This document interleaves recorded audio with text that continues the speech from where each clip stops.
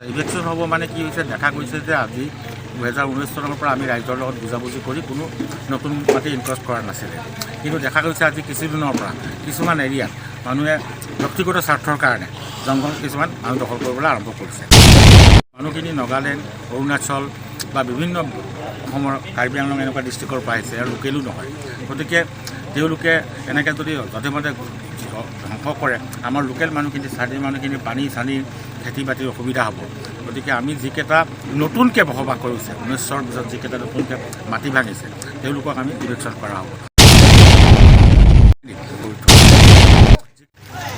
Sir আজি কি বিষয়েৰ ওপৰত আলোচনা হয়? আচলতে আমি যিটো বৰ্ডাৰ এৰিয়া বিশেষকৈ ফৰেষ্ট ভিলেজ আমাৰ সমস্যা বহুত আছে। আমাৰ বহুতেই লেণ্ড টাইটল পোৱা নাই, কিছুমানৰ অৱস্থা বেয়া, আমাৰ ইয়াতে খেতি বাতি ভালকৈ নহয়। গতিকে জেনেৰেল স্কিমবোৰ আমাক কামত নিদিয়ে, আমাৰ পানীৰ অৱস্থা আছে, পানীৰ বেয়া, আমাৰ এমপ্লয়মেণ্ট নাই, আমাৰ ইণ্ডাষ্ট্ৰী নাই, আমাৰ এগ্ৰিকালচাৰ নাই। আমি ডিষ্ট্ৰিক্টৰ সকলো অফিচাৰসকল মাননীয় চিফ ছেক্ৰেটাৰীৰ নিৰ্দেশ মতে এনেকৈ গাঁও অঞ্চলত আহি পেলাই কি অসুবিধা আমি ৰেকৰ্ড কৰি পেলাই আমি ব্যৱস্থা কৰিছোঁ। আমি বিশেষকৈ ইয়াতে গোটেই অঞ্চলৰ মানুহখিনি খেতি বাতি নহয়, ভূটানত গৈ পেলাই লেবাৰ কৰে, তাতো তেওঁলোকক ভোটাৰ কাৰ্ড আইডেণ্টি লাগে, দিনটো ৰৈ পেলাই লেবাৰ নাপায়, খাবলৈ নাইকিয়া অৱস্থা আছে। যোৱা লকডাউনৰ সময়ত 90টা ল'ৰা ছোৱালী বিক্ৰী কৰিব লগা অৱস্থা হৈছে। এনেকুৱা এটা বেয়া অৱস্থাৰ কাৰণে ডেভেলপমেণ্টৰ কাৰণে চেষ্টা কৰা হ'ব। ছেকেণ্ডলি যিটো FRA কাম চলি আছে, FRA কামটো আকৌ পূৰ্ণগতিত কাম আৰম্ভ হ'ব।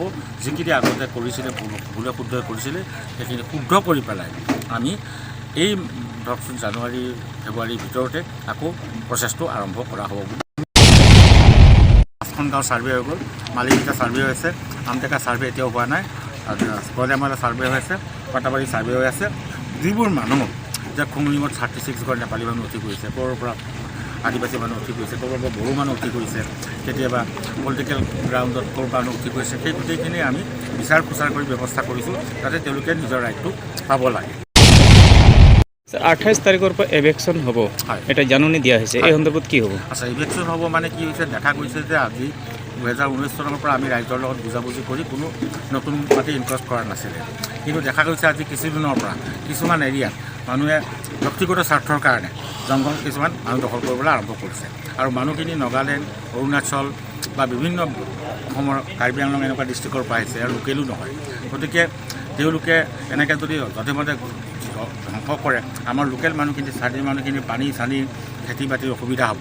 গতিকে আমি যিকেইটা নতুনকৈ বসবাস কৰিছে 19ৰ পিছত যিকেইটা নতুনকৈ মাটি ভাঙিছে তেওঁলোকক আমি ইলেকশ্যন কৰা হ'ব। যিকেইটা পুৰণা মানুহখিনি ইতিমধ্যে এটা আমি আঁচনি যুগুত কৰা হৈছে, মাননীয় CM ছাৰে এটা বিশেষ আঁচনি যুগুত কৰিছে, সেইখিনি ৰিহেবিলিটেশ্যনৰ কাৰণে অলৰেডি ব্যৱস্থা কৰা হৈছে। ইতিমধ্যে বড়োলেণ্ড ইউনিভাৰ্চিটিৰ পৰা এইখিনি ছাৰ্ভে কৰি থকা হৈছে। যিহেতু আপুনি কৈছে কৰৈবাৰী অঞ্চলত, আইপল্লী অঞ্চলত কিছুমানে FRA নাপাব পাৰে, সেই মানুহখিনিতো আমি খেদিব নোৱাৰোঁ। সেইখিনিৰ কাৰণে এটা বিহিত এটা তেওঁলোকৰ সংস্থাপনৰ ব্যৱস্থা চৰকাৰৰ তৰফৰ পৰা লোৱাৰ ব্যৱস্থা হৈ আছে। কিছুমান মানুহ কৈ আছে নাকেদাৰা এৰিয়াৰ নাম লোৱা হৈছে। নামটো লৈছে নহয়, নাকেদৰা এটা বিস্তীৰ্ণ অঞ্চল, কিছুমান যিটো নাকেদৰা এৰিয়াত পুৰণা বসবাস আছে সেইকেইটাতো আমি নকৰোঁ।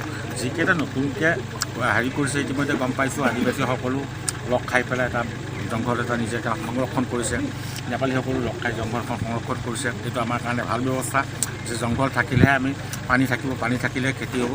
সেইখিনি ভাল হৈছে। আমি ৰাইজৰ লগত মিলা মিছা কৰিম, কিন্তু কোনো পুৰণা বস্তিক ইলেকশ্যন কৰা নহ'ব।